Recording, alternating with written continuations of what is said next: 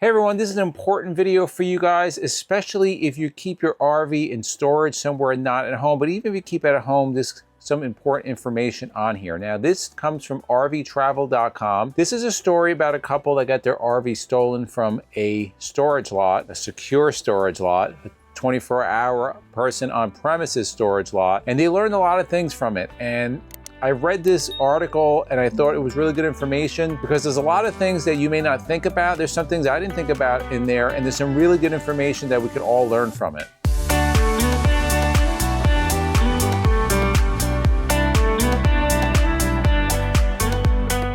So this story was shared by Gail and Doug Backey. Their RV was stolen, which was a 2021 Dutchman Kodiak. That is a travel trailer. They discovered it was stolen on October 9th, 2024. Now, person showed up, one of the owners showed up, and they couldn't find their RV. But what's more important about what they found out and what they want to share are a lot of the things that the storage facility just didn't do. Things that you should be aware of. If you're putting your RV in storage, you should ask these questions, you should look for these things, and you should choose a storage facility that is going to provide you the best security. So according to this couple, the storage facility where they stored their RV, the RVs were stored in extra space. So it wasn't an indoor storage facility, but the on-site management said they had 24-hour person on staff. They also had video surveillance, electronic gate access, including code keys for the entry and exit. But here are a couple of things that this couple found out later after their RV was stolen, and they never knew this. So the gate,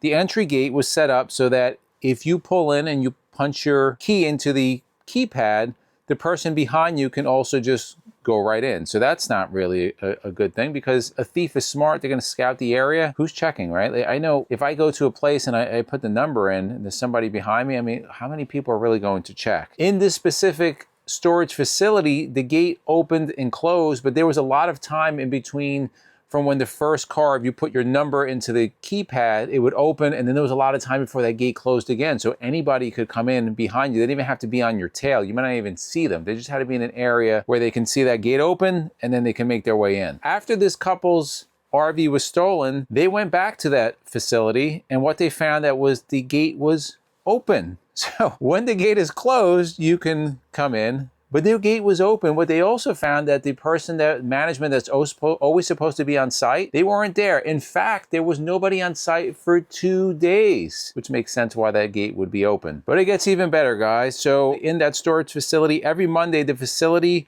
keeps a log of the vehicles on site. They last recorded this couple's RV on Monday, July the 29th. By the time it was discovered missing, it had been 2.5 months. They knew it was no longer on site, but didn't inquire, didn't make a phone call to whoever's registered to be on that site. So they have a log, but the log doesn't really mean anything. They just log it. Nobody kind of follows up any kind of suspicious activity, any kind of out of the norm behavior. Imagine if they was like after 1 week or 2 weeks, if they would have called and said, hey, you haven't been here in a while. Is everything okay? I mean, it's a simple phone call. That's why you're paying that storage fee, because you're supposed to have 24-hour security there. Now, this facility did have cameras that stored footage for 45 days. They were able to see the footage. It was actually 2 people that came with a U-Haul truck. That's how they stole it. But the camera quality wasn't very good, because although you were able to see the people, the cameras were unable to identify any kind of plates. So you saw a U-Haul truck, no plates, not a big help. What the couple did see on this video is that they had a hitch lock on their trailer, but the couple that came in to steal this trailer, they had enough time, they were able to break that hitch lock. So a couple of things that this couple took away, they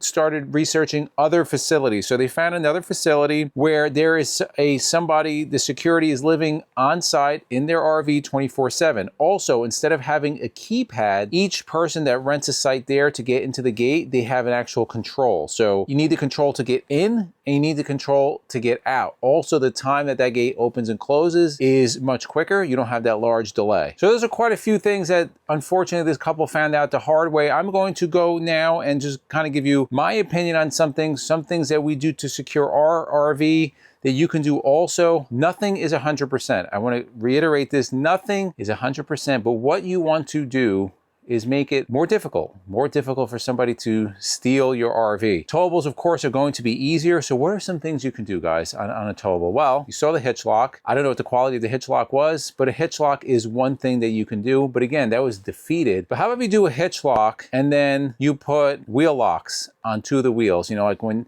you drive in New York City and you park in the wrong place and they boot your wheel, you can't drive with that, right?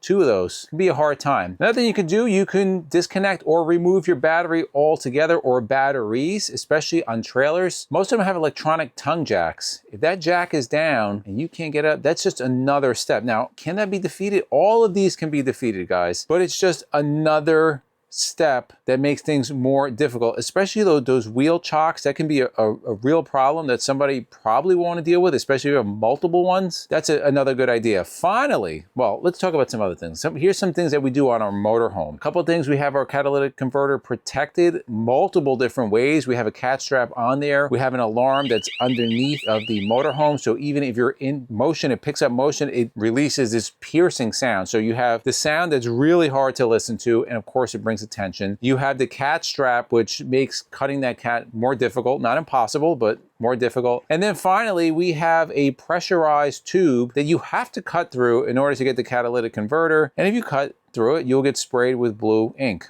all over yourself. That's part of that cat strap system. So those are 3 different things there just for our catalytic converter. Now, regarding our motorhome, there's a couple steps we take. Obviously, we're not in storage, but when we are at our home, there's always a car parked in front of the motorhome. Makes it more difficult. Motorhome can't go anywhere without moving that car. Again, can somebody come with a tow truck? Yeah, anything can be defeated, but that's something that we do. Of course, you never leave your keys inside. You lock all your doors, all your bay doors. That's common sense, guys. Changing the lock on our door. We have an RV lock from RVlock.com. Many people, you don't know, a lot of these locks are keyed the same. So if there's a master key, you can get into most RV locks, but with RV lock, they're unique. So that's also a good thing. We have a cutoff switch in our RV. We won't say where it is or what it does, but if you don't hit that switch, then the RV is not going to run. There's not going to be no fuel delivered to the engine, and it ain't going anywhere. And you can try to tow it, but most people can't tow motorhomes. And then the final thing, and my big thing, is when it's not really when we're at home, because it'd be very difficult to get an RV out of here. You have to be a really good driver and somebody's going to see you. It's going to be when we're at a facility having our RV repaired. So I named all these things that we have on there. One of the best things, guys, it's not going to protect you from being stolen, but we're going to know immediately when our RV moves, is a GPS. And we've been using WhereSafe GPS for quite a few years. And I say a GPS, guys, we get comments, oh, just use an AirTag.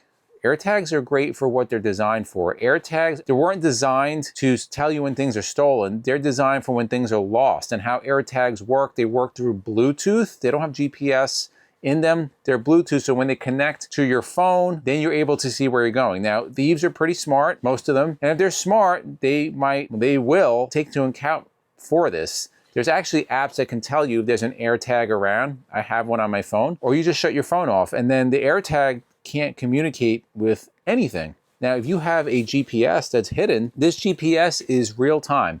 It communicates with me and I can communicate with it. So I have an app and I can set up simple geofences. So I have a geofence set up for our home. I have a geofence set up for the 2 facilities, actually the 3 facilities where we take our motorhome to be repaired. So when I enter that geofence, it lets me know with a text. When I exit, it lets me know.